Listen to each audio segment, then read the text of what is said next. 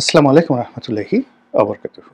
সম্মানিত দর্শক, আপনারা যদি বর্তমান অন্তর্বর্তীকালীন সরকারের যারা উপদেষ্টা রয়েছেন তাদের কর্মকাণ্ড, কথাবার্তা লক্ষ্য করেন, দেখতে পাবেন যে তারা অলমোস্ট সবাই খুব স্থির, কথা কম বলছেন, মিডিয়াকে সময় দিচ্ছেন কম, এবং দীর্ঘমেয়াদে সরকারে থাকার জন্য যে দৃঢ়তা দরকার সেই দৃঢ়তা তারা প্রদর্শন করছেন।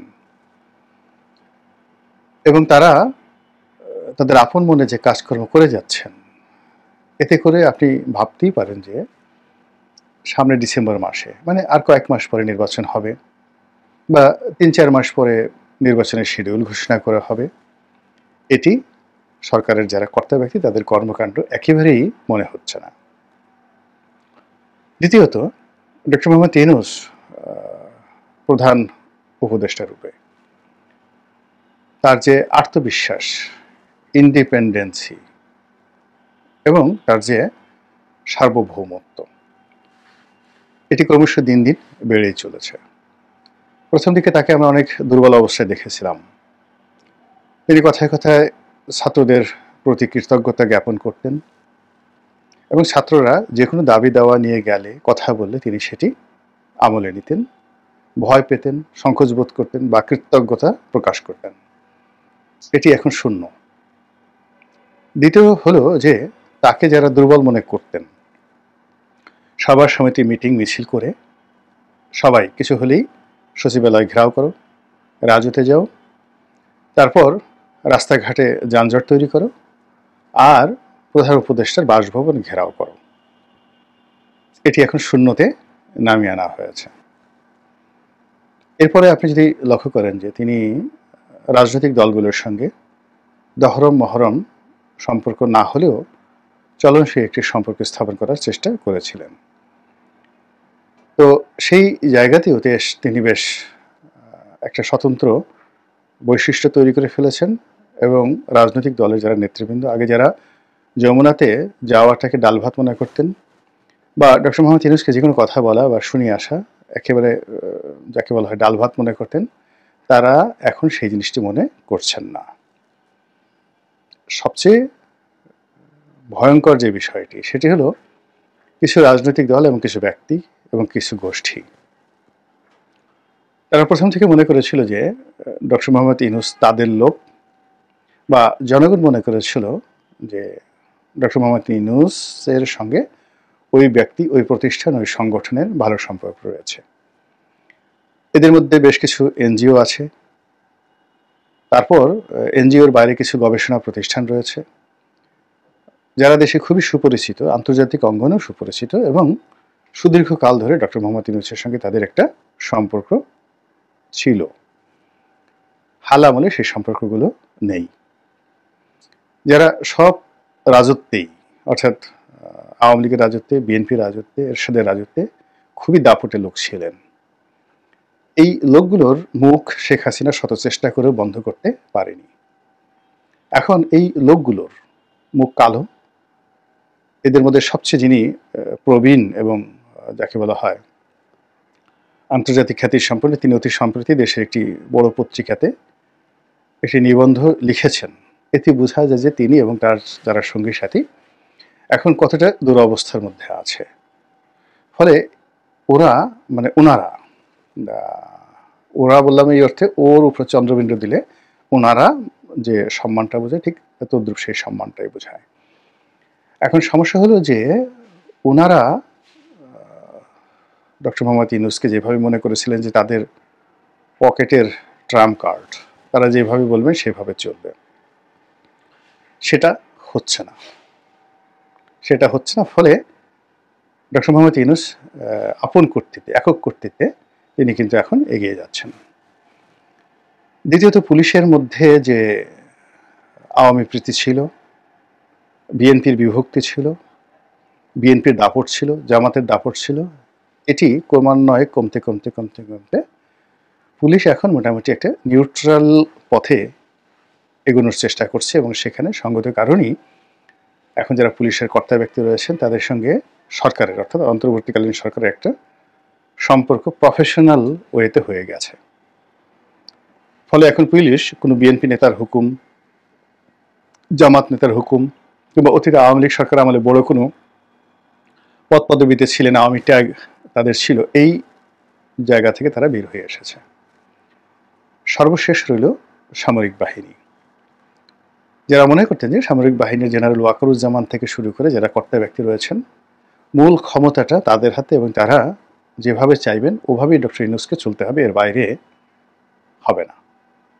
সাম্প্রতিক কিছু কর্মকাণ্ডের ফলে দেখা যাচ্ছে যে না, সামরিক বাহিনীর যে ক্ষমতা বা কর্তৃত্ব সেটা একটা ভিন্ন বিষয়, কিন্তু ডক্টর মোহাম্মদ ইউনূস এই জিনিসগুলিকে খুব পাত্তা দিচ্ছেন বা কাউন্ট করছেন, তার আচার আচরণ সেই জিনিসগুলো মনে হচ্ছে না। তিনি ক্রমশই দৃঢ়তা দেখাচ্ছেন, চোখ মুখ গম্ভীর করে ফেলেছেন এবং মুখের যে হাসি, আগে যেভাবে তিনি প্রচুর হাসতেন, সেই হাসিটি তিনি বন্ধ করে হৃদয়ের যে হাসি, সেই হৃদয়ের হাসি তিনি হাসছেন। এবং আমরা যারা তাকে খুব বেকুব মনে করেছিলাম, তিনি এখন আমাদের নির্বুদ্ধিতা, আমাদের অসহায়, এগুলো দেখে তিনি খুব মনে মনে হাসছেন এবং তার সেই চোখে মুখে যে চাঁদের যে দীপ্তি সেটি ফুটে উঠছে। আপনারা ধরুন চিন্তা করুন, একটা রয়্যাল বেঙ্গল টাইগার খুব ভাবসাপ নিয়ে, বা ধরুন একটা গোকরা সাপ খুব ভাবসাপ নিয়ে ফোঁস করলো বা হালুম করলো, আপনি যে কোনোভাবে তাদেরকে একটা বৈদ্যুতিক শক দিয়ে দিলেন বা ছ্যাঁকা দিয়ে দিলেন, দেওয়ার পর ও আপনাকে যেভাবে জমের মতো ভয় পাবে, ফনাটা আস্তে নুয়ে যাবে আর হালুম বন্ধ হয়ে যাবে, লেজটা গুটিয়ে যখন পালাবে বা মুখ কালো করে দিয়ে বসে থাকবে যে হলো কি, এরকম তো হওয়ার কথা না। রয়্যাল বেঙ্গল টাইগার চিন্তা করবে যে একটা সাধারণ মানুষ ভয়ে সে হার্ট ফেল করবে, তা না করে সে আমাকে যে ছ্যাঁকাটা দিয়ে দিল, এখন আমি লজ্জায় মুখ দেখাই কি করে, সুন্দরবনে তো ফিরে যাওয়া সম্ভব নয়। ফলে কি হলো, সে দূরে বসে বসে অবাক বিস্ময়ে সে মানুষটির দিকে তাকিয়ে থাকে। এই গত কয়েক মাসে আপনার আমার চোখের আড়ালে, অন্তরালে কত মানুষ যে এরকম ছ্যাঁকা খেয়েছেন, ধরা খেয়েছেন, যা আপনি যদি জানেন হাসতে হাসতে আপনি গড়াগড়ি দেবেন। আর যে লোকগুলো ছ্যাঁকা খেয়েছেন তারা নিরাপদ দূরত্বে বসে খালি ভাবছেন যে হায় আল্লাহ, এই কথা যেন লোকজন না জানে। আর যিনি এই ছ্যাঁকা দিয়েছেন তিনি দূরে বসে বসে চাঁদের হাসি হাসছেন। ফলে কি হলো, এখন ওই যে তিনি আগে বলেছিলেন যে ম্যাটিকুলাস ওয়েতে এই একটা আন্দোলনটি চলেছে, তার সঙ্গে তার কতটা সম্পৃক্ততা, সত্যতা ডাজ নট ম্যাটার, কিন্তু সরকারের কর্মকাণ্ডে একটা ম্যাটিকুলাস ভাব চলে এসেছে। সরকার ধরে নিয়েছে আইএমএফ টাকা দেবে না, বিশ্বব্যাংক টাকা দেবে না, তাকে চলতে হবে। ঠিক সেইভাবে তারা দৃঢ়তার সঙ্গে এগোচ্ছে। তারা ইতিমধ্যে তাদের কিছু বন্ধু তৈরি করে ফেলেছে, তারা কিছু ভাড়াটিয়া তৈরি করে ফেলেছে, তারা কিছু তাবেদার তৈরি করে ফেলেছে। একটা ডিপ স্টেট মানে তৈরি করার জন্য, আমেরিকার ডিপ স্টেট না, প্রতিটি রাষ্ট্রেরই একটা ডিপ স্টেট থাকে, একটা কিচেন ক্যাবিনেট থাকে, একটা অলিগার শ্রেণী থাকে। এবং রাজনীতিতে আপনি যদি সাইন করতে চান, তবে বিখ্যাত একটা বই আছে, অতি সম্প্রতি, এটা বাংলাদেশে বা ভারতে এখনো ছাপা হয়নি, ডিক্টেটরস হ্যান্ড নোট। স্বৈরাচারের যে প্রথম পাঠ, আপনি স্বৈরাচারী হবেন, শক্তিশালী হবেন, এটার জন্য আপনাকে কি কি করতে হবে, যে কাজটি আজ থেকে ৫,০০০ বছর আগে রাজারা করেছিলেন, ঠিক একই কাজ হিটলার করেছেন, একই কাজ ইন্দিরা গান্ধী করেছেন, শেখ হাসিনা থেকে শুরু করে যত রেজিম, সবাইকে মোটামুটি সেই কাজগুলি করতে হয়েছে।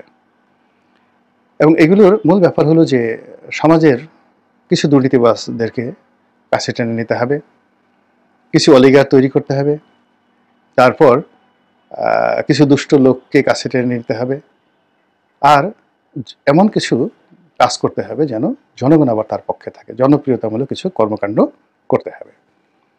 আবার সঙ্গে সঙ্গে কিছু মানে জনগণকে উস্কে দিয়ে একে অপরের বিরুদ্ধে মানে তাদেরকে ব্যস্ত রাখতে হবে। গত ৩-৪ মাসে যদি বাংলাদেশের বড় বড় কতগুলো ঘটনা দেখেন, রাজপথ যেগুলো নিয়ে গরম হয়েছে, যেই রাজপথের সঙ্গে আসলে ডক্টর মোহাম্মদ ইউনূসের সরাসরি ওরকম সম্পৃক্ততা নেই। রাজপথ থেকে যে দাবিগুলো এসেছে সবাই তার কাছে চেয়েছে, তিনি দেবেন কি দেবেন না এ কথা কোনো কিছু তিনি বলেননি।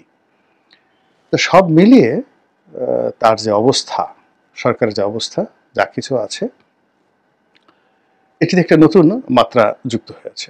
ইউরোপিয়ান ইউনিয়নের লোকজন দল বেঁধে আসছেন, তারপর আমেরিকার লোকজন দল বেঁধে আসছেন, ভারতও তলে তলে যোগাযোগ রাখছে, পাকিস্তানের লোকজন দল বেঁধে আসছে। সম্পূর্ণ একটা নতুন এরা, যেন একটা সিল্ক রুট তৈরি হচ্ছে, বা একটা মানে গ্র্যান্ড ট্র্যাঙ্ক রোড শেরশাহ যেটা তৈরি করেছিলেন, রাজনীতির এরকম একটা গ্র্যান্ড ট্র্যাঙ্ক রোড তৈরি হয়ে যাচ্ছে। অনেক সম্ভাবনাগুলো নষ্ট হয়ে যাচ্ছে, আর অনেক যেগুলো কেউ কল্পনা করেনি সেগুলো নিয়ে নতুন করে সম্ভাবনা তৈরি হয়েছে। রাজনীতির হিসাবপত্র এই কয় মাসে একেবারে উল্টে গেছে, আর এখন সামনে যে রাজনীতি, সেই রাজনীতির যে পরিণতিটা, এটা আপনি আমি কেউ কল্পনা করতে পারছি না, কিছুই কল্পনা করতে পারছি না কোনটা কি হবে না হবে। তো যখন পানি ঘোলা হয়, কুয়াশা থাকে, কিংবা ঠিক সমস্ত কিছু একটা ঘূর্ণিপাক, সব কিছুর একটা ঘূর্ণিপাক তৈরি হয়, তখন কিন্তু মানুষ দিশেহারা হয়ে যায়। আপনাকে যদি কেউ ধরে চারিদিকে এইভাবে ঘুরিয়ে ঘন্টা ৩-৪ ঘুরিয়ে ছেড়ে দেওয়া হয়, আপনি পড়ে যাবেন, চিত হয়ে পড়ে যাবেন। ঘূর্ণিপাক এমন একটা বিষয়। এখন এই যে আমরা যেটা কালের ঘূর্ণিপাকে পড়ে গেছি, এই কালের ঘূর্ণিপাকের মধ্যে পড়ে আমরা সবাই দিশেহারা হয়ে পড়েছি। আর যিনি এই ঘূর্ণিপাকের বাইরে বসে এই ঘূর্ণি লক্ষ্য করছেন, বুঝতেই পারছে যে তার মনে কতটা আনন্দ বা কতটা খুশি থাকতে পারে। মহান আল্লাহ রাব্বুল আলামিন আমাদের সবাইকে হেদায়েত দান করুন এবং হেফাজত করুন। আসসালামু আলাইকুম ওয়া রাহমাতুল্লাহি ওয়া বারাকাতুহু।